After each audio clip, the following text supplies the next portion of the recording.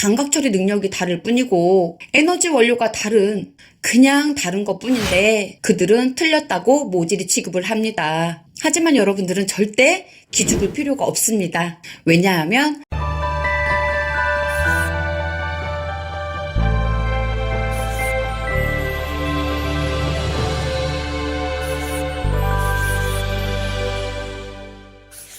안녕, 나쁨 시클릿TV 작가 김상월입니다. 여러분들 혹시 평소 이런 말 자주 들으시나요? 넌 너무 예민해.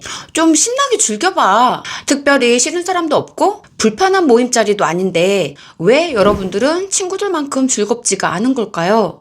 아니, 더 솔직하게 말하자면 에너지가 고갈되는 느낌이에요. 이 자리가 빨리 끝났으면 좋겠습니다. 이런 경험 좀 있으셨죠? 이런 일들이 반복될수록 내가 사회성이 부족한가? 때로 자책감이 들기도 합니다. 그쵸? 왜 그랬던 걸까요? 오늘은 그 얘기를 해보려고 해요. 남들은 다 즐거운 상황, 북적이는 장소가 나만 불편했던 이유가 결코 여러분의 잘못이 절대 아니라는 과학적인 이유요. 나쁨 시클릿TV 나르에 관한 영상을 통해 여러분들은 이미 나르시스트에 대한 특징을 잘 알고 계시잖아요. 그죠?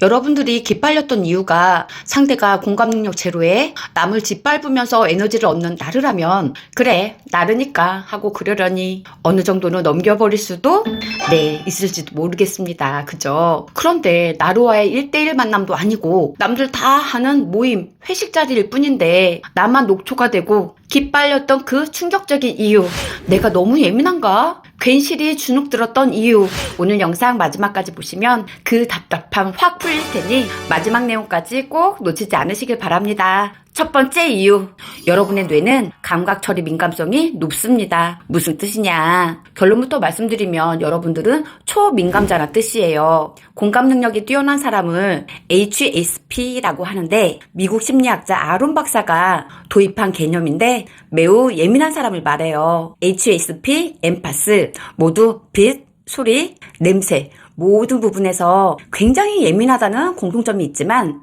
제가 여러분들께 콕 집어 엠파스라고 말씀드린 결정적인 이유가 있습니다. HSP는 민감하긴 하지만 자신의 감정과 타인의 감정을 동일시하진 않아요. 반면 엠파스는 이런 필터 기능을 거치지 않아 타인의 감정을 그대로 흡수해버립니다. 감정적 경계 설정이 되지 않기 때문에 타인의 슬픔, 좌절, 심지어 부정 에너지까지 스펀지처럼 모두 흡수해버리는 거죠. 여러분들 아마 이런 경험 있으셨을 거예요. 친구와 소문난 맛집 식당을 갔어요. 친구와 도란도란 이야기도 하며 즐거운 식사를 할 생각에 설레기까지 합니다. 그런데 사방에서 갖가지 소리가 들려와요. 주방에서 달그락달그락 시끄럽게 설거지하는 소리, 아이들 소리 지르며 뛰어다니는 소리, 술에 취해 시끄럽게 욕설 섞인 연설을 하는 아저씨, 음악 소리, 이 소음들은 동시에 여러분의 귀를 자극합니다. 음식이 나오고 친구는 연신 맛있다며 대화를 시작하지만 여러분들은 친구의 말에 대꾸할, 음식 맛을 음미할 기운이 없어요. 왜냐하면 이미 에너지가 방전됐기 때문이죠. 오로지 집에 가고 싶은 간절한 마음뿐입니다. 반면 친구는 워낙 유명한 식당이라 꼭 와보고 싶었다며 연신 사진을 찍고 SNS에 올리고 음식을 맛있게 먹으며 흡족해 하지만 여러분들은 다르죠. 아까 들렸던 설거지 소리, 옆 테이블의 아저씨 떠드는 소리들은 아까보다 더 커져 있고 심지어 조명과 에어컨 바람이 강해져 눈까지 뻑뻑해졌죠. 그저 조금 거슬리는 수준이 아니라 멀미가 나고 울고 싶을 만큼 고통스러워요. 급기야 이명까지 들립니다. 여러분, 친구는 이 자리를 즐기는데 여러분들은 왜 이러는 걸까요? 예민하고 까칠해서? 소심하고 사회성이 부족해서? 아니에요. 그건 여러분들의 뇌가 일반인의 뇌와 다르게 설계됐기 때문이에요. 초민감자들은 투과성이 남달리 뛰어나 주변의 사물, 환경, 사람들의 긍정적인 감정뿐만 아니라 부정에너지까지 신체적, 정신적으로 모두 흡수해버리기 때문입니다. 그래서 함께한 친구는 같은 장소에서 같은 경험을 하며 맛있다, 재밌다, 또 오자 하며 에너지를 얻는 반면 여러분들은 녹초가 되고 에너지가 방전이 돼버리는 거죠. 심리학에선 이를 감각처리 민감성이라고 합니다. 감각처리 민감성, 즉 SPS 성향을 가진 사람은 환경, 사회, 정서 자극을 더 깊고 촘촘하게 처리하는 특성을 가지고 있습니다.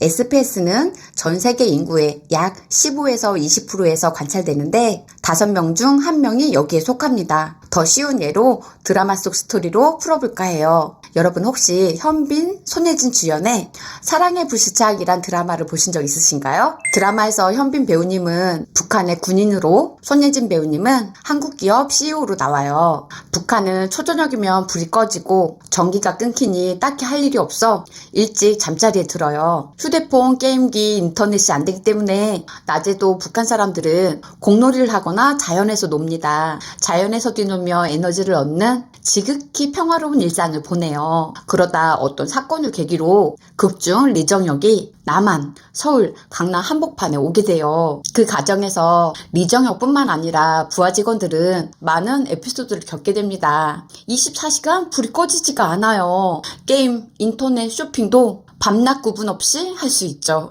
북적이는 지하철, 손님으로 가득한 식당, 도로를 가득 메운 차량들, 그저 신기할 뿐입니다. 그런데 저는 이 드라마에서 나오는 에피소드들을 다른 시각으로 들여다봤어요. 북한에서 온 현빈과 부하 직원들을 엠파스, 즉 초민감자라고 가정했을 때 이들이 서울에서 겪게 된 모든 경험이 과연 마냥 신기하고 신나기만 했을까요? 이 모든 도시 환경이 너무 익숙하고 자연스러운 한국 사람, 즉 일반인은 흔한 지하철 모습, 식사하는 사람들이라고 하나의 배경음 정도로 이를 덩어리로 처리를 합니다. 하지만 북한 사람, 즉 엠파스는 달라요. 여러분들의 뇌는 다르게 작동해요. 일어나는 사건 하나하나, 소리, 냄새들 개별적으로 인식하고 처리하게 됩니다. 이 정보를 처리하는 데 쓰는 에너지를 일반인은 10이라고 하면 여러분들은 100이라는 에너지가 소모돼요. 이건 육체적 에너지가 아니라 뇌의 소비량이에요. 여러분들은 늘 녹초가 돼버립니다. 왜냐하면 남들은 10을 쓸 때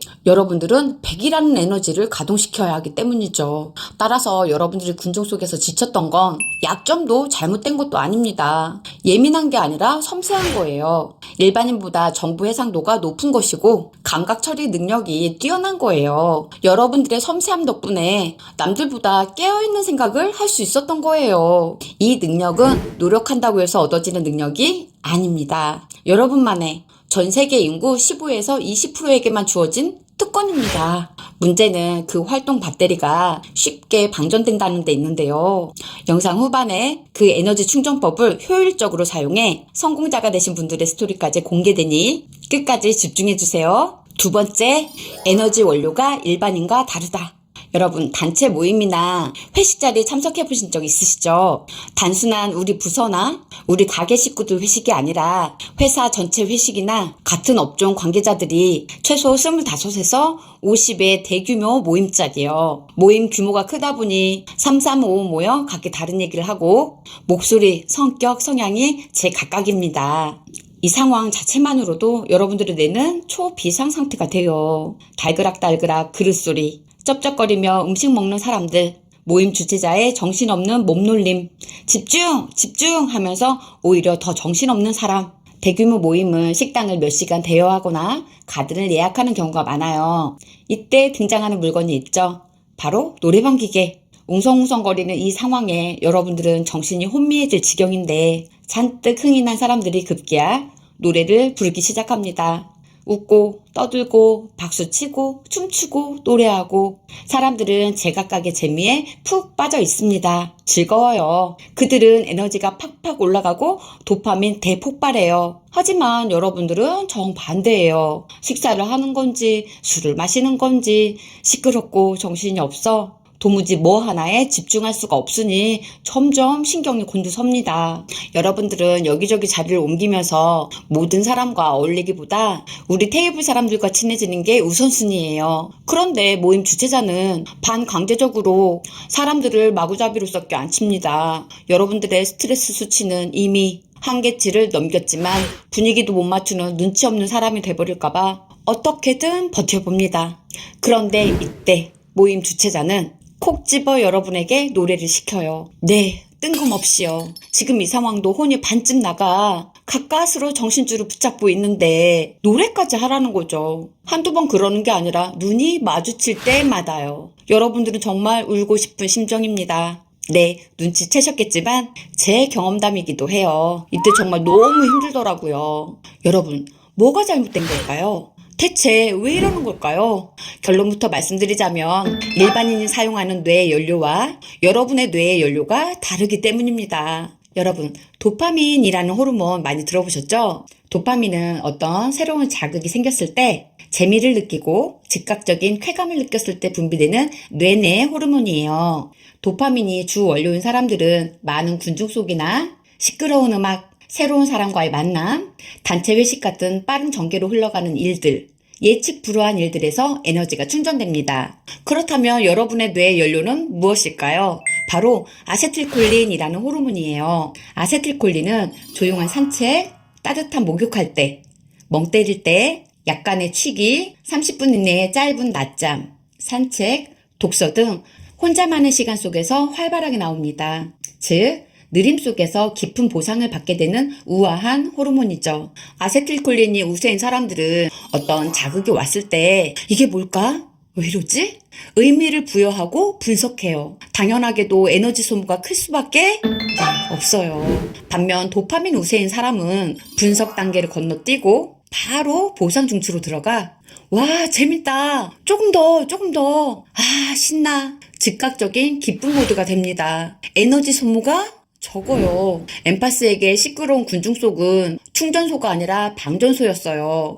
똑같은 장소, 같은 상황이지만 한쪽은 에너지를 얻는 반면 한쪽은 에너지가 소비됐던 겁니다.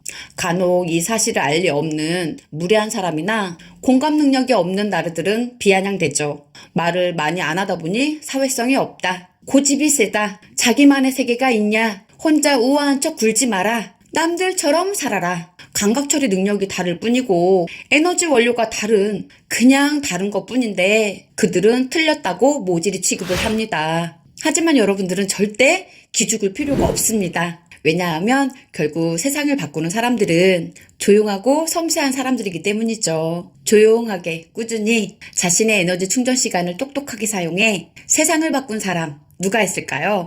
첫 번째 소개해드릴 분은 빌 게이츠예요. 빌 게이츠는 마이크로소프트 창업자로 초등학교 시절부터 못 말리는 독서광이었다고 해요. 그의 말을 빌리자면 오늘날의 나를 만든 것은 동네 도서관이다. 나는 평일에는 매일 밤 1시간, 주말에는 3, 4시간의 독서 시간을 가지려고 노력했다.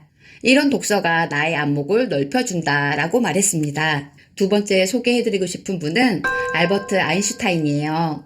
아인슈타인은 독서, 산책, 음악을 좋아했습니다. 그는 복잡한 문제를 생각할 때 음악을 들으며 영감을 얻었고 자연 속에서 산책을 하며 아이디어를 정리했으며 독서와 글쓰기를 통해 지식을 넓히길 즐겼다고 합니다. 그리고 세 번째 소개해줄 분은 존 데이비슨 록펠러입니다. 미국 석유 갑부 존 록펠러는 오후 시간 자신의 사무실에서 매일 30분의 낮잠을 잤는데 이 시간만큼은 정말 철저하게 지켰어요. 이 시간엔 대통령이 와도 만나지 않았다는 일화는 이미 유명합니다. 물론 이런 일화가 있다는 이유만으로 이분들을 초민감자라고 단정짓기는 어렵습니다. 하지만 한 가지 확실한 건 이분들은 에너지를 손실시키는 곳에 나를 함부로 노출시키지 않았고 방전된 에너지는 독서, 산책, 음악, 낮잠 등 자신만의 방법으로 충전해서 똑똑하게 사용할 줄 알았다는 점이에요. 여러분, 나와 맞지 않는 연료로 억지로 충전하며 살 필요가 없습니다. 그렇다면 나에게 맞는 연료를 어떻게 찾을 수 있을까요? 또 그 연료는 어떻게 올바르게 충전해서 쓸 수 있을까요? 네, 그래서 준비했습니다. 여러분들이 사람들을 만나면 기빨렸던 이유, 마지막 세 번째와 여러분들에게 맞는 연료를 찾는 방법까지 오늘 함께 이야기하고 싶었지만 영상이 너무 길어지더라고요. 그래서 다음 2부 영상에서 그 비법 가득한 황금 보따리 들고 올 테니 다음 영상도 꼭 놓치지 마세요. 여러분 사랑합니다. 안녕하세요. 저는 하루 1시간 음악의 힘, 하루 10분 내면 아이 치유하기 2권의 책을 쓴 내면 아이 치유 작가 김상월입니다. 그리고 현재 인천 연수구 연수동에서 8년차 라붐 라이브를 운영 중입니다. 라붐 라이브는 상처받은 사람들의 이야기를 공유하고 음악으로 치유해주는 치유 공간이자 힐링 공간이에요. 저 역시도 몸도 마음도 너무 아파 삶의 끈을 놓아버릴까 진흙밭에서 허우적거리던 때가 있었어요. 그러다 어느 날 문득 내 안에 나를 발견하게 되었고 기적처럼 꿈같이 바뀐 저를 보며 한때의 저처럼 지금 너무 힘든 분이 계시다면 도움이 되고 싶다, 돕고 싶다 해서 탄생된 게 지금 여러분들이 보고 계신 라붐 시클릿 TV입니다. 맨발 걷기, 걷기 운동, 소금물 마시기, 음식 건강, 뇌 건강, 인간관계에서 겪게 되는 상처 극복법, 내 마음 알아차리는 방법들의 영상들이 그렇게 해서 탄생하게 되었습니다. 책을 읽고 싶지만 몸이 안 좋아서 시간이 없어서 못 읽으시는 분들을 위해 책 덕후인 제가 읽은 책의 지식과 고급 정보와 저의 경험을 바탕으로 몸마음 챙김, 동기부여 팍팍 드릴 테니까요. 앞으로도 라붐 시클릿 TV 많은 관심과 사랑 부탁드립니다.